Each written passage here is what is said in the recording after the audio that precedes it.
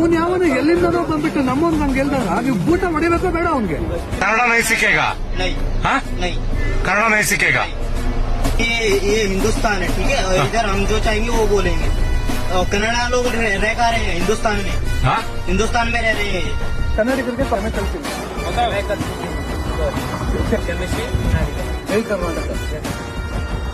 ಇದೇ ಕೊನೆ ಹೆಸರಿಕೆ.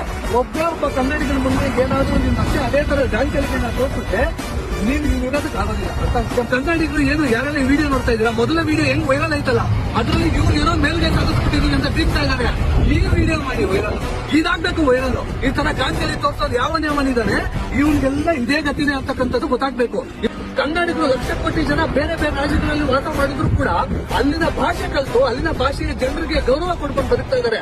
ಅದು ಕನ್ನಡಿಗರು. ಆದ್ರೆ ಈ ನನ್ನ ಮಕ್ಕಳು ಎಲ್ಲಿಂದನೋ ಬಂದು ನಾವೇನಕ್ಕೆ ಕನ್ನಡ ಕಲಿಯಬೇಕು, ನೀನು ಹಿಂದಿ ಕಲಿತು ಹಿಂದೂಸ್ತಾನ ಅನ್ನೋಷ್ಟು ದುರಂತ